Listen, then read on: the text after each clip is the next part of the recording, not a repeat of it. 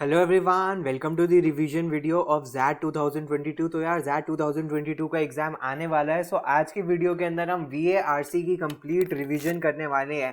आज के पेपर के अंदर मैं आपको आज की वीडियो के अंदर आपको बताने वाला हूँ जो इनका सेक्शन होता है जिसको ये VALR का भी कहते हैं, उसके लिए क्या क्या आपको टिप्स फॉलो करनी चाहिए, क्या उसका पैटर्न रहा था 2021 के। हम कुछ इंपॉर्टेंट क्वेश्चंस का डिस्कशन करने वाले हैं, तो वीडियो को एंड तक जरूर देखना बिकॉज यार आज आपको बहुत ही इंपॉर्टेंट इन्फॉर्मेशन मिलने वाली है। बहुत अच्छी आपकी रिवीजन हो जाएगी अगर आपने इसको एंड तक देखा।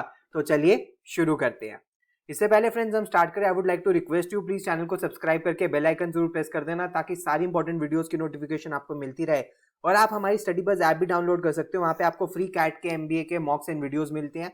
और आप हमारे साथ इंस्टाग्राम पे भी कनेक्ट हो सकते हो। हमारे इंस्टाग्राम हैंडल का नाम है StudyBuzz_education और हमारे फेसबुक ग्रुप का नाम है स्टडी बस। तो फ्रेंड्स इससे पहले हम स्टार्ट करें 2021 के पेपर की डिस्कशन की। मैं आपको ये पहले बता दूं कि 2020 के पेपर की भी वीडियो बनी हुई है और उसका लिंक नीचे डिस्क्रिप्शन बॉक्स के अंदर गिवन है। सो आप जब 2021 की ये वीडियो देख लो तो उसके बाद ये 2020 की भी वीडियो जरूर देख लेना ताकि आपको एक और आइडिया मिल जाए कि पास्ट ईयर में 2020 में भी कैसा पैटर्न रहा था। तो फ्रेंड्स अगर हम 2021 के पैटर्न के बारे में बात करें तो 26 क्वेश्चंस आपको वर्बल एबिलिटी, रीडिंग कॉम्प्रिहेंशन और ये इसको जो LR भी कह देते हैं उसके अंदर देखने के लिए मिले थे, जिसके अंदर आपको 6 RCs देखने के लिए मिले थे और एक पोयम देखने के लिए मिली थी। यानी कि ये जो जैट का पेपर था ये हैवीली डोमिनेटेड था RCs से। यानी कि ओवर द इयर्स ये देखा गया है कि RCs के नंबर ऑफ क्वेश्चंस बढ़ते ही जा रहे हैं, या क्वेश्चंस बढ़े ना बढ़े RC बढ़ रहे हैं, या RC बढ़े ना बढ़े क्वेश्चंस बढ़ रहे हैं। तो ये पेपर हैवीली डोमिनेटेड था RC से। तो अगर इस पेपर में परफॉर्मेंस चाहिए तो RCs में अच्छा परफॉर्म करना ही पड़ेगा, पोएम में परफॉर्म करना ही पड़ेगा, तभी हमारे वर्बल एबिलिटी की अच्छी कट ऑफ आ सकती है, हमारे वर्बल एबिलिटी के अंदर अच्छे मार्क्स आ सकते हैं। इसके अलावा जो और क्वेश्चंस देखे गए थे वो ग्रामर से पूछे गए थे, क्रिटिकल रीजनिंग से 3 अराउंड क्वेश्चंस पूछे गए थे। अभी मैं आपको बताऊंगा क्या क्या कहाँ से पूछा गया था। पैरा जंबल से क्वेश्चंस थे, फिल इन दी ब्लैंक्स के क्वेश्चंस थे। तो इसके लिए एक चीज अगर हम ये बात करें कि जैट के पेपर का लेवल क्या होता है, जैट के पेपर का लेवल मॉडरेट से हार्ड होता है। यानी कि आप मॉडरेट से डिफिकल्ट लेवल आप इसको समझ सकते हो। और कुछ क्वेश्चंस हार्ड से वेरी हार्ड भी हो सकते हैं, नो डाउट हो सकते हैं। तो अब हमारे लिए यहाँ पे एक कैच है कि हमें इन वेरी हार्ड क्वेश्चंस में ट्रैप नहीं होना। हमारे पास जितना भी टाइम है, देखिए जैट के अंदर कोई सेक्शनल टाइम लिमिट तो अभी तक नहीं है, तो यानी कि जो आपको 165 मिनट्स के अराउंड मिले हैं उसके अंदर आप वर्बल सेक्शन के अंदर जितना भी टाइम स्पेंड कर रहे हो अराउंड 45 से 50 मिनट्स आप वर्बल सेक्शन के अंदर स्पेंड कर सकते हो, बिकॉज बाकी का टाइम आपका DM के अंदर और क्वांट के अंदर भी लगने वाला है। तो ये जो 45 से 50 मिनट्स आपको मिलने हैं उसके अंदर आपको इजी क्वेश्चंस चाहे हो या ना हो आपको डुएबल क्वेश्चंस फाइंड करने हैं और ऐसे क्वेश्चंस फाइंड आउट करने हैं जिनके अंदर आप कैलकुलेटिव या कैलकुलेटेड रिस्क ले सकते हो। ऐसे क्वेश्चंस आपको बिल्कुल भी नहीं चूज करने जो बहुत हार्ड है, जो बहुत एम्बिगुअस है और जहां पे गलती करने के चांसेस बहुत ज्यादा। तो ऐसा कभी भी आपको नहीं करना, क्योंकि जैट के अंदर अगर आप एक्सिलरी को टारगेट कर रहे हो तो आपको सेक्शनल कट ऑफ भी क्लियर करनी है। सेक्शनल कट ऑफ कितनी भी रह सकती है, 8, 10, 11 मार्क्स के अराउंड सेक्शनल कट ऑफ रह सकती है। एंड ओवरऑल सिर्फ सेक्शनल कट ऑफ क्लियर करने से हमें कॉल नहीं आएगी, हमें अपना स्कोर भी मैक्सिमाइज करना है। तो यानी कि हम जब ये मॉडरेट लेवल के या डुएबल क्वेश्चंस को फाइंड आउट करेंगे तो हमें उनको एक्यूरेसी के साथ सॉल्व करना है और कैलकुलेटेड रिस्क लेते हुए उन क्वेश्चंस को करना है जहां पे हम रीजनेबली श्योर हैं। अगर फ्रेंड्स हम बात करें किस किस टॉपिक से क्या क्या क्वेश्चंस और कितने कितने क्वेश्चंस पूछे गए थे, तो हमारी स्क्रीन के सामने आपको देखने के लिए ये मिल रहा है। सबसे पहले अगर मैं एरर आइडेंटिफिकेशन के बारे में बात करूं तो यहाँ से 2 क्वेश्चंस थे जो कि मॉडरेट लेवल के थे। यहाँ पे वो ही बच्चा कर सकता है जिसकी ग्रामर स्ट्रांग है। अगर आपकी ग्रामर स्ट्रांग है तो आप मान सकते हो कि आप एरर आइडेंटिफिकेशन के क्वेश्चंस कर लोगे। अगर आपके ग्रामर के रूल्स वीक है तब भी आप एटलीस्ट एक क्वेश्चन तो कर लेते, नहीं है तो फिर शायद आपको ये क्वेश्चन छोड़ने पड़ते। क्वेश्चन टैग का क्वेश्चन था, ये एक ही क्वेश्चन था, इससे ये इजी से मॉडरेट लेवल का था, मेजरली इजी ही था ये क्वेश्चन। उसके बाद फिल इन दी ब्लैंक से एक ही क्वेश्चन देखने के लिए मिला। फिल इन दी ब्लैंक्स इनके जो होते हैं वो वोकैबुलरी बेस्ड होते हैं, तो वोकैबुलरी बेस्ड जो क्वेश्चन था वो सिर्फ और सिर्फ फिल इन दी ब्लैंक्स का एक ही देखने के लिए मिला था, वो मॉडरेट लेवल का था। क्रिटिकल रीजनिंग में जहां पहले बहुत ज्यादा क्वेश्चन जैट में देखने के लिए मिलते थे, 4, 5, 6 क्वेश्चन देखने के लिए मिलते थे, वो भी इन्होंने रिड्यूस करके इस बार 3 क्वेश्चन कर दिए थे जो मॉडरेट से डिफिकल्ट लेवल के थे, और पैरा जंबल्स के 2 क्वेश्चन देखने के लिए मिले थे। सबसे अच्छी बात यह है कि ये टीटा नहीं होते, यहाँ पे आपको ऑप्शंस देखने के लिए मिलते हैं, तो यहाँ पे करेक्ट सॉल्व करने की प्रोबेबिलिटी और बढ़ जाती है। तो यहाँ भी आपको 2 क्वेश्चंस देखने के लिए मिले थे जो मॉडरेट लेवल के थे। उसके बाद अगर मैं रीडिंग कॉम्प्रिहेंशन के बारे में बात करूं तो सबसे पहले आपके पास एक पोएम बेस्ड आरसी था जिसमें 2 क्वेश्चन थे जो मॉडरेट से हार्ड लेवल का था। उसके बाद आपके पास 1, 2, 3 आरसीज ऐसे थे जिसमें 2-2 क्वेश्चन थे, ये मॉडरेट से हार्ड लेवल तक के थे, और 3 आरसीज आपके पास ऐसे थे जिसमें 3-3 क्वेश्चंस थे। आप देख सकते हो अपनी स्क्रीन के सामने एक मल्टीटास्किंग का था, आज हम ये करेंगे भी, नंबर्स का था, विमेन दी एब्सेंस का था, और ये मॉडरेट से हार्ड लेवल तक के थे। तो इसके अंदर हमारी अप्रोच ये रहनी चाहिए कि यार ऐसा ना हो कि हमारे पास इतने आरसीज हैं तो हम आरसीज छोड़ दें अपनी, ऐसी अप्रोच हम बिल्कुल भी नहीं रखेंगे। हमारी अप्रोच ये होनी चाहिए कि भाई हम हर आरसी में से कुछ ना कुछ क्वेश्चन जरूर अटेम्प्ट करें। मान लीजिए जैसे आपने पोयम में से 2 में से 1 क्वेश्चन अटेम्प्ट किया, तो कॉन्क्वेस्ट वर्सेस यूनियन के अंदर हो सकता है आप फिर 2 में से 1 अटेम्प्ट कर लो, हो सकता है अनसर्टेनिटी इन साइंस के अंदर आप 2 के 2 अटेम्प्ट कर लो, माइक्रोसॉफ्ट लूमिया में आप 1 अटेम्प्ट कर लिया, तो मान लीजिए मल्टीटास्किंग में आपने 2 अटेम्प्ट कर लिए, तो हो सकता है नंबर्स में आप 1 ही अटेम्प्ट करो। अनलेस एंड अनटिल आप बिल्कुल भी श्योर नहीं हो और आपको लग रहा है कि आपके दिमाग में पेनिट्रेट ही नहीं हो रहा है, आपको समझ ही नहीं आ रहा है, आप आरसीज नहीं छोड़ोगे। एक बात जो बहुत अच्छी है जैट के एग्जाम के बारे में कि आप सेक्शन को शफल कर सकते हो, तो अभी आपको लगे कि यार आपका दिमाग आरसीज के अंदर नहीं चल रहा, तो आप वर्बल एबिलिटी कर लो, डिसीजन मेकिंग कर लो, क्वांट कर लो, लेकिन ऐसा ना हो कि आप इसको पूरा आरसी छोड़ दो, बिकॉज वहां पे फिर आपके मार्क्स डिडक्ट होने के चांसेस ज्यादा हो जाते हैं। तो आज की वीडियो के अंदर मैं आपको सारे के सारे टॉपिक से 1-1, 2-2 क्वेश्चंस करवाने वाला हूं ताकि आपको रिवीजन भी हो जाए, और मैं आपको ये भी बता दूं कि आपको इन क्वेश्चंस को कैसे सॉल्व करना चाहिए। तो चलिए शुरू करते हैं। सबसे पहले हमारे सामने ग्रामर का क्वेश्चन है।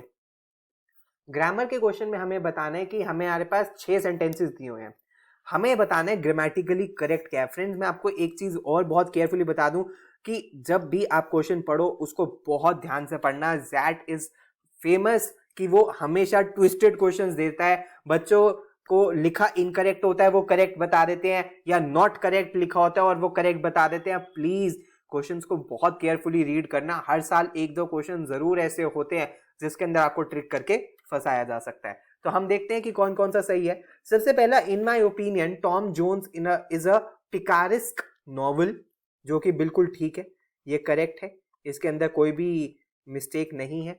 नेक्स्ट है, according to me Tom Jones is a bildungsroman. अब इसके अंदर प्रॉब्लम है, या तो बिल्डिंग्स रोमन का बी कैपिटल होता है या बिल्डिंग्स रोमन नॉवल लिखा होता, तो यानी कि ये इनकरेक्ट है। ठीक है, तो यानी कि अगर जिस भी ऑप्शन में 2 आ रहा है वो तो रिजेक्ट हो गया, यानी कि ये रिजेक्ट हो गया, ये रिजेक्ट हो गया। अब मुझे देखना है 3, 4, 5 और 6 में से क्या चीज करेक्ट है। अब मैं नेक्स्ट बोलूं, the books were distributed between Jessica, Neha and Swati. बहुत सारे बच्चों को लगा कि यार अगर ये 3 है तो बिटवीन नहीं आ सकता, तो अमंग आना चाहिए, जो कि गलत नहीं है। जरूर ऐसा रूल होता है कि जब 2 से ज्यादा होते हैं तो अमंग आता है, लेकिन 2 से ज्यादा अगर हैं और आप बिटवीन भी लिख दो लोगों के बीच में तो वो भी करेक्ट होता है, उसको इनकरेक्ट आप नहीं मानते, तो ये करेक्ट है। यहाँ पे बिटवीन ठीक है, इसके अंदर कोई ग्रामेटिकल एरर नहीं है। जबकि 4th में ये एरर है कि 2 में कभी अमंग नहीं आता, अमंग के लिए मिनिमम 2 से ज्यादा चाहिए, तो ये तो रिजेक्ट हो जाता है। तो करेक्ट आंसर अपना क्या हो जाएगा, 1, 3 and 5, because life teaches us important lessons, ये करेक्ट है। ठीक है, the life moves forward teaches backward, इसके अंदर प्रॉब्लम ये है कि द लाइफ नहीं आएगा, एक ये जनरल कोट है, तो सिंपली यहाँ पे life moves forward teaches backward होना चाहिए था। तो इसीलिए हमारा जो करेक्ट आंसर है वो 1, 3, 5 है। 1, 3, 5 जो सेंटेंसेस है वो करेक्ट है, और जो 2, 4, 6 है वो इनकरेक्ट है। मैं आपको फिर बता दूं कि ग्रामर के क्वेश्चंस आप तभी कर सकते हो जब आपको ग्रामर के रूल्स पता होंगे। अगर ग्रामर के रूल्स नहीं पता तो ग्रामर के अंदर तुक्का मारने की प्रोबेबिलिटी बहुत ज्यादा बढ़ जाती है। नेक्स्ट है हमारे पास fill in the blanks. Fill in the blanks में हमेशा फ्रेंड्स मैं आपको एक चीज बता दूं, दैट जो होता है वो हमेशा पहला ऑप्शन और पहला ब्लैंक आपको बहुत कॉम्प्लिकेटेड और ट्रिकी सा देता है, और बच्चे जनरली यहाँ पे फंस जाते हैं, अरे सर हमें समझ नहीं आ रहा। कोई बात नहीं, पहला मुश्किल होता है, सेकेंड थोड़ा उससे कंपैरेटिवली इजी हो जाता है, फिर इजी हो जाता है, और लास्ट वाला बहुत इजी हो जाता है। तो अगर हम देखें, while startups have dash reach, limited reach या रिस्ट्रिक्टेड रीच, चलो कोई बात नहीं है, dash they introduce, since they introduce नहीं हो सकता, इफ दे इंट्रोड्यूस हो सकता है, चलो when they introduce, while they introduce, dash products, तो यहाँ पे इनोवेटिव इनोवेटिव इनोवेटिव ही होना चाहिए, न्यू प्रोडक्ट्स इतना कोई सेंस नहीं बना रहा, क्योंकि ज्यादातर जो स्टार्टअप्स होते हैं वो इनोवेटिव प्रोडक्ट्स लेके आते हैं, तो इसलिए ये ऑप्शन और ये ऑप्शन भी हम रिजेक्ट कर देते हैं। यहाँ पे अगर हम इनोवेटिव चूज करते हैं, दे ओपन अप न्यू मार्केट्स, तो यानी कि इनोवेटिव और न्यू, तो यहाँ पे हमको मिल गया है, दे यहाँ पे इनोवेटिव और यहाँ पर न्यू मार्केट्स। अब हमें देखना है क्या चूज करना है, while startups have dash reach, तो रिस्ट्रिक्टेड रीच इतना अच्छा नहीं लग रहा, उनको रिस्ट्रिक्ट नहीं किया जाता, हाँ उनके रिसोर्सेज लिमिटेड होते हैं, तो इसीलिए हमारा करेक्ट आंसर क्या होना चाहिए, option 2, while startups have limited reach और when they introduce innovative products they open up new markets, तो करेक्ट आंसर क्या होगा, ऑप्शन 2। नेक्स्ट क्वेश्चन है फ्रेंड्स हमारे पास पैरा जंबल्स का। पैरा जंबल्स के क्वेश्चन के अंदर सबसे बढ़िया और सबसे इंपॉर्टेंट टेक्निक सिर्फ ये ही है कि आप पेयरिंग से करो स्टार्ट। पैरा जंबल्स को करने का सबसे अच्छा तरीका ये है कि आप पहले पांचों के पांचों सेंटेंसेस को पढ़ो, आप ये फाइंड आउट करो कि यार ये किस चीज के बारे में सेंट्रल आइडिया है इसका, किस चीज के बारे में पैसेज बात कर रहा है, और उसके बाद पेयरिंग करने की कोशिश करो और उसके बाद ऑप्शंस एलिमिनेट कर सकते हैं। कैसे, पहले पूरा का पूरा पैरा जंबल्स को पढ़ते हैं और देखते हैं एक एक सेंटेंस किस चीज के बारे में बात कर रहा है। बिहेवियरल मॉडल्स इन फिनेंस, ये बात कर रहा है behavioural models in finance most often critic the efficient market hypothesis which states that if investors behave rationally then prices should reflect all available information about financial assets in consideration। तो ये कुछ बता रहा है कि अगर इन्वेस्टर्स रैशनली बिहेव करें तो क्या होता है। ठीक है, थर्ड से शुरू नहीं हो सकता, थर्ड के पास अपने पास ऑप्शन ही नहीं है, या तो 1 से शुरू होगा या 4 से शुरू होगा। तो अगर हम 4 पढ़ें, finance is one of the fields where behavioral models have been used extensively enough for behavioral finance। तो अगर मैं 1 और 4 के बारे में बात करूं तो ज्यादा अच्छी बिगनिंग किससे है, यहाँ पे ये बिहेवियरल मॉडल्स को एक्सप्लेन कर रहा है, जबकि बिहेवियरल फिनेंस के बारे में जो इंट्रोडक्शन है वो 4th में दिया गया है। तो 1 से बेटर कौन सा है, हमारे पास जो बिगनिंग वो 4th की है, तो हम इस ऑप्शन को और इस ऑप्शन को रिजेक्ट कर देते हैं। अगर हम और भी देखें, अगर हम पेयरिंग करने की कोशिश करें, अगर हम 4th के बारे में पढ़ें तो हम ये देख सकते हैं 4th और 1 आपस में एक पेयर में है। कैसे, finance is one of the fields where behavioral models have been used extensively enough for behavioral finance। कैसे, वो 1 में बताया है behavioral models in finance most often critique the efficient market hypothesis which states that if investors behave rationally then prices should reflect all available information about the financial assets in consideration, but asset price bubbles and crashes belie this conclusion। कौन सी conclusion, जो यहाँ पे दी हुई है। तो यानी कि 1 के साथ 3 भी एक पेयर बना रहा है, तो यानी कि हमारा करेक्ट आंसर क्या हो जाएगा, 4 1 3 2 5। तो इसीलिए इसका करेक्ट आंसर हो जाएगा ऑप्शन सी। मैं आप लोगों से रिक्वेस्ट करूंगा एक बार दोबारा आप पूरा पढ़ के देखना सी ऑप्शन, और आप देखना कि क्या ये सेंस बना रहा है या नहीं बना रहा। आप देख भी सकते हो this idea of irrational exuberance जो 5th में दिया है वो किसके साथ कनेक्ट हो रहा है, 2 के साथ। A number of behavioural models including feedback models where investors bid up the price have been used to explain this phenomenon और this idea of irrational exuberance. तो यानी कि 2 और 5 भी एक पेयर बना रहे हैं, तो करेक्ट आंसर क्या हो जाएगा, ऑप्शन सी। तो फ्रेंड्स नेक्स्ट क्वेश्चन है हमारे पास क्रिटिकल रीजनिंग का। क्रिटिकल रीजनिंग के भी 3 क्वेश्चंस पूछे गए थे, लेकिन आज की वीडियो के अंदर हम एक ही क्वेश्चन करने वाले हैं। इससे पहले मैं करूं, I would like to request you यार प्लीज अपनी वीडियो को पॉज करके खुद करने के लिए ट्राई करिए, और उसके बाद हम देखते हैं इसका करेक्ट आंसर क्या होगा। तो फ्रेंड्स क्या कह रहा है ये question, the painting which is in poor condition suggests that a highly advanced artistic culture existed some 44,000 years ago। ठीक है, किसी ये पेंटिंग के बारे में बात कर रहे हैं जो 44,000 ईयर्स पुरानी और पुअर कंडीशन में है। Punctuated by folklore, religious myths and spiritual beliefs, ये सारी चीजें वो पेंटिंग डिस्प्ले कर रही है। The scene may be regarded not only as the earliest dated figurative art in the world, but also oldest evidence for the communication of a narrative in the Paleolithic art. तो बता रहा है कि ये oldest art ही नहीं है, ये oldest evidence भी है communication का, जो कि Paleolithic art के अंदर है, narrative है. This is noteworthy given that ability to invent fictional stories may have been the last and the most crucial stage in the evolutionary history of human language and the development of modern like patterns of cognition research said. तो आपको ये बताना है best conclude क्या हो सकता है passage से. Evolution of modern day languages started with Paleolithic era evidence through paintings. Passage के अंदर ये नहीं कह रहा कि जो आज की लैंग्वेजेस हैं वो पहले की पेंटिंग से शुरू हुई हैं, नहीं, इसने बोला है ओल्डेस्ट एविडेंस है कम्युनिकेशन का, लेकिन ये नहीं बोला कि modern day languages Palaeolithic era से स्टार्ट हुई हैं, तो ये ऑप्शन रिजेक्ट हो जाता है. It is unnecessarily adding words. The painting time stamps the beginning of the evolution of modern like cognitive abilities. चलो ठीक है, ये कह रहा है टाइम स्टैम्प लगा देती है. और 3 में क्या कह रहा है, the painting puts chronological context to the evolution of modern like cognitive abilities.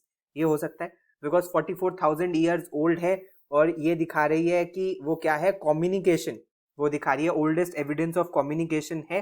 And इससे हमें और क्या पता लग रहा है, this is not worthy given the ability to invent fictional stories may have been the last and most crucial stage in the evolutionary history of human languages and the development of modern like patterns of cognition.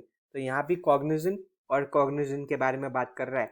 तो अगर 2 और 3 में से choose करें तो 3 थोड़ा सा better है 2 से, बिकॉज ये टाइम स्टैम्प्स और वो क्रोनोलॉजिकल ऑर्डर के बारे में बात कर रहा है. नेक्स्ट है advance cognitive abilities of palaeolithic people is substantiated by painting. ये नहीं कह सकते कि उनकी एडवांस कॉग्निटिव एबिलिटीज थी. हाँ, उन्होंने पेंटिंग जरूर बनाई है, लेकिन एडवांस कॉग्निटिव एबिलिटीज थी या नहीं थी, this is questionable. Palaeolithic people possessed advance artistic culture evidence through paintings. Artistic culture हो सकता है, ठीक है, उनके पास हो, लेकिन एडवांस आर्टिस्टिक कल्चर उनका था या नहीं था, और वो एक पेंटिंग से देख के हम जज कर सकते हैं या नहीं कर सकते, this is questionable. So correct answer क्या होगा, ऑप्शन 3. तो फ्रेंड्स, क्रिटिकल रीजनिंग में मैं आपको एक बात बता दूं कि अगर आपने हर एक वर्ड को और पूरे पैसेज को बहुत ध्यान से नहीं समझा तो क्रिटिकल रीजनिंग में गलती करने के चांसेस बहुत ज़्यादा बढ़ जाते हैं.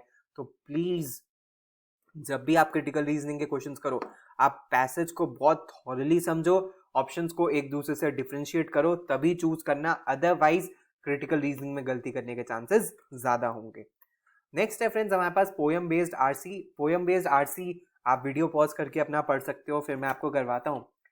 तो पोएम में क्या कह रहा है, sit drink your coffee here, your work can wait a while, you are 26 and still have some life ahead, no need for wit, just talk vacuities and I will reciprocate in kind और laugh at you instead.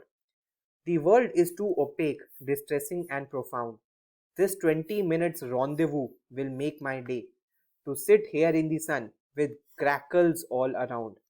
ग्रैकल्स all around पे आपको question भी पूछा गया, grackles all around, staring with beady eyes and you 2 feet away. तो आपको ये बताना है कि भाई सबसे पहला बेस्ट कैप्चर क्या कर रहा है एसेंस ऑफ द पोएम, और ये हर साल आपसे पूछा ही जाता है इस तरीके का क्वेश्चन.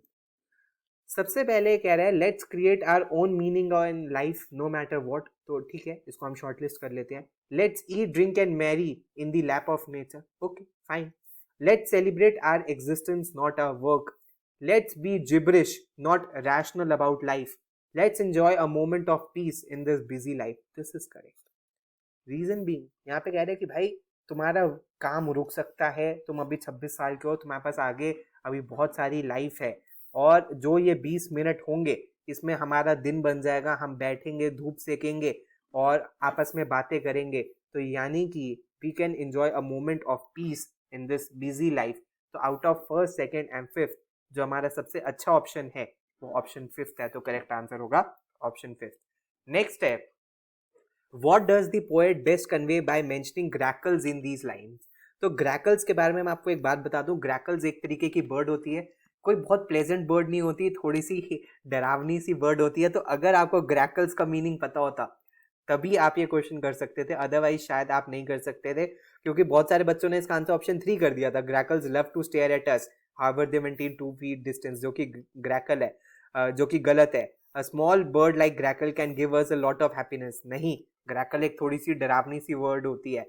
इसका करेक्ट आंसर क्या है कि we should not care about grackles but us. ये जो 20 मिनट का समय है, हम दोनों आपस में बैठ के बातें करेंगे, इससे हमारा दिन बन जाएगा। हम सन में बैठेंगे, चाहे ग्रैकल्स हमारे पास दूर हैं, हमें उनको फोकस नहीं करना। तुम में से सिर्फ 2 फुट दूर हो, वो ही मेरे लिए मैटर करता है। तो करेक्ट आंसर क्या है? ऑप्शन 1। तो फ्रेंड्स, आज हम 2 आरसीज भी करने वाले हैं, तो जिसमें से पहला आरसी आपकी स्क्रीन के सामने है। Take some time, pause your video and पूरा का पूरा आरसी रीड करो। उसके बाद इसके ऊपर 3 क्वेश्चंस है जो कि मैं आपको करवाने वाला हूँ। तो चलिए शुरू करते हैं आरसी रीड करना। Considering the multitude of situations in which we humans use numerical information, life without numbers is inconceivable. But what was the benefit of numerical competence of our ancestors before they became Homo sapiens? Why would animals crunch numbers in the first place? It turns out that processing numbers offers a significant benefit for survival, which is why this behavioral trait is present in many animal population. तो numbers process करने का benefit आपको यहाँ पर बताए हुए हैं, ठीक है।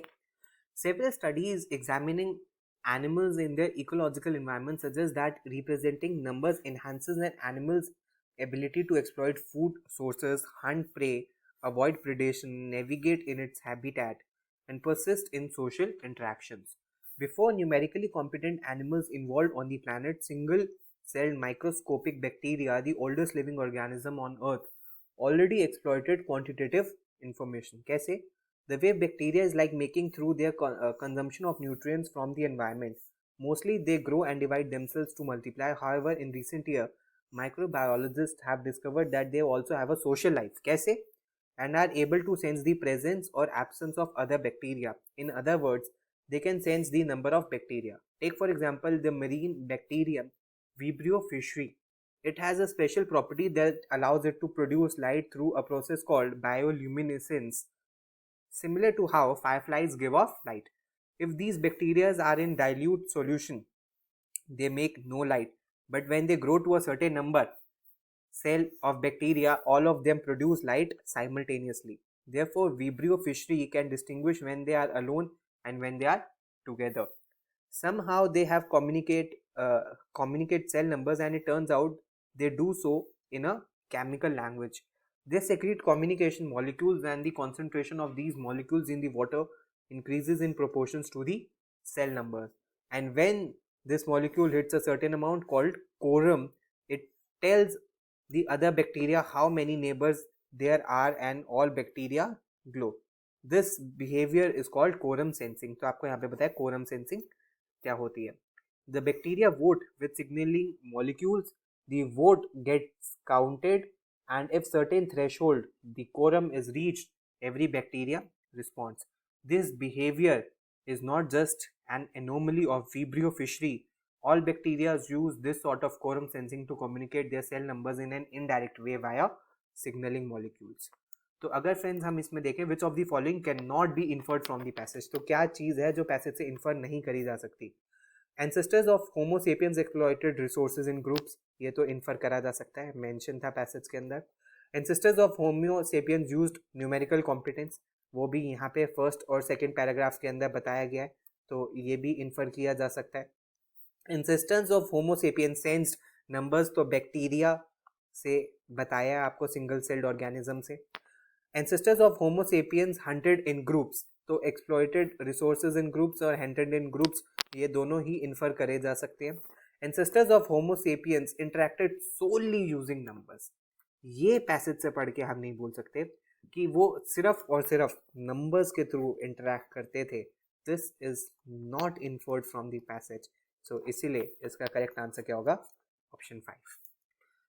Based on the passage, which of the following statement best defines quorum sensing in bacteria? तो जो हमने यहाँ पे पढ़ा था quorum sensing, कि quorum sensing क्या होता है, तो ये काफी डुएबल क्वेश्चन था, ठीक है. सो इसका करेक्ट आंसर क्या है? Bacteria respond when they discern enough numbers around them, जो कि करेक्ट आंसर है. आगे भी पढ़ते हैं.